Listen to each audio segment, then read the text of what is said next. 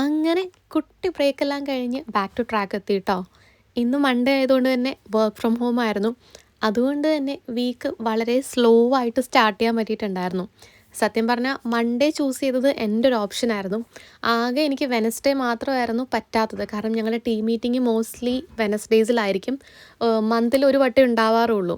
അപ്പോൾ ആ ദിവസം എനിക്ക് ഹോസ്പിറ്റലിൽ പോയിട്ട് എൻ്റെ ടീംമേറ്റ്സിനെ കാണാനുള്ളൊരു ഓപ്ഷൻ ഉള്ളതുകൊണ്ട് ആ ദിവസം മാക്സിമം അവോയ്ഡ് ചെയ്യാനായിട്ടാണ് എൻ്റെ ലൈൻ മാനേജർ പറഞ്ഞിട്ടുണ്ടായിരുന്നത്.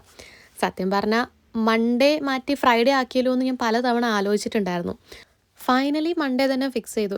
പണ്ടൊക്കെ ഞാൻ പെട്ടെന്നൊരു കാര്യത്തിലേക്ക് ജോയിൻ ചെയ്യും. പിന്നീട് കുറച്ച് കഴിയുമ്പോഴേക്കും അത് മടുത്തിട്ട് പോയിട്ടുണ്ടാകും. കുഞ്ഞിലെ ഒരുപാട് ക്ലാസ്സുകളിൽ പോയിട്ട് മതിയാക്കി പോയിട്ടുള്ളതാണ്. അവസാനം ഒറ്റ കാര്യത്തിൽ മാത്രം ഞാൻ സ്റ്റിക്ക് ഓൺ ചെയ്തിട്ടുണ്ടായിരുന്നുള്ളൂ. അതുകൊണ്ട് തന്നെ ഇപ്പോൾ ഞാൻ അതിൻ്റെ റിവേഴ്സായിട്ട് സ്ലോ ആയിട്ട് കൺസിസ്റ്റൻ്റ് ആയിട്ട് ചെയ്യാൻ പറ്റുമോ എന്ന് നോക്കും.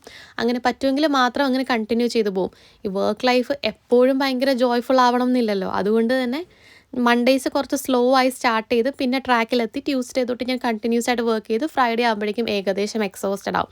ഈ ഒരു പാറ്റേൺ എനിക്കെന്തോ നന്നായി ഇഷ്ടപ്പെട്ടു. സ്ലോ ആയി തുടങ്ങി ഫൈനലി സ്ലോ ആയിട്ട് എൻഡ് ചെയ്യാം. അപ്പോൾ ട്യൂസ്ഡേ വെനസ്ഡേ തേഴ്സ്ഡേ അത്യാവശ്യം നല്ല പീക്കിൽ വർക്ക് ചെയ്യാൻ പറ്റും. ആ ടൈമിൽ നമുക്ക് അത്യാവശ്യം വർക്കും ഉണ്ടാവും.